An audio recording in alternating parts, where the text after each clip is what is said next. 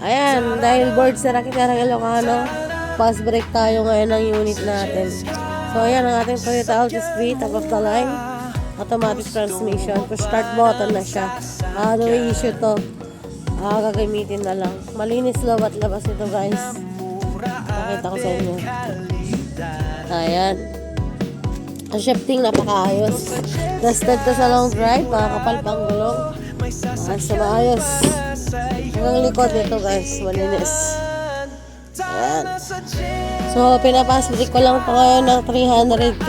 Ayan, 300k na lang. Ngayon lang to. Bored ako eh. Of course, ang ating Toyota Innova E 2019 automatic transmission. Meron siyang 62k odometer. Ito pala 90k. So, pwede. Ito 62k odometer. Orig Odo. So, ayan guys. Ang issue lang nito, may mga minimal dents at scratches. Yun lang. Hindi ko na ito, makikita nyo maliliit lang siya. Hindi ko na ito pinaano sa pintura kasi orig paint siya. So ayan, may mga napalagyan na ng accessories. Oh guys, yan. Ito ay variant siya. Baka sabihin nyo, ayan guys, makikita nyo napakalinis. Hindi kasi siya masyado kasi makakatikin. So ayan, wala na kayong papaayos. Gagamitin na lang. Makakapal din ang gulong. 2019 to, legit. Napakatahimik ng makina. Napakaayos na lakbo. So ayan, syempre diesel turbo. Alam nyo na yan. Pinapass brake ko siya ng 720. Ayan, kasi naka-asking ako niya ng 758 eh. Ngayon, naglalas ako ng 740 pero ngayon, sige 720 mga pwede pa sa sa mga bayan sell. 720, 720, 300. So ayan ang ating Toyota Hilux G 2020. Ayan, 2020 automatic transmission. Almost brand new ang kanyang gulong. Ayan, yun naman yung kapag. Almost bago. So, gray color. Tingnan natin loob. Ayan. Guys. Malinis ang loob. Malinis. Malinis talaga. Nakaano na siya. Leather seat cover. Kita niyo yung loob niya. Ayan. Pwede pagkargahan sa mga nagninegosyo. Pwede po to mga boss. Open tayo sa financing cash.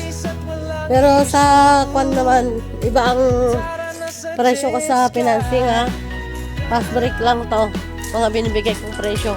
Pero pass break hanggang bukas lang to. Tapos babalik din tayo sa original price. Naboboard lang talaga yung Rakitera. So ang ating Toyota Hilux G 2020 automatic transmission. Ang odometer niya is 90k. Pass brake ko siya 860 guys. 860 na lang. At ito ang ating Honda na iniingatan ni Bismarck kasi dapat laruan niya to eh.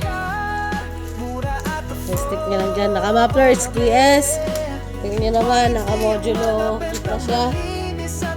Naka-eagle eye. Naka-inky mugs. Nakapalpagulong.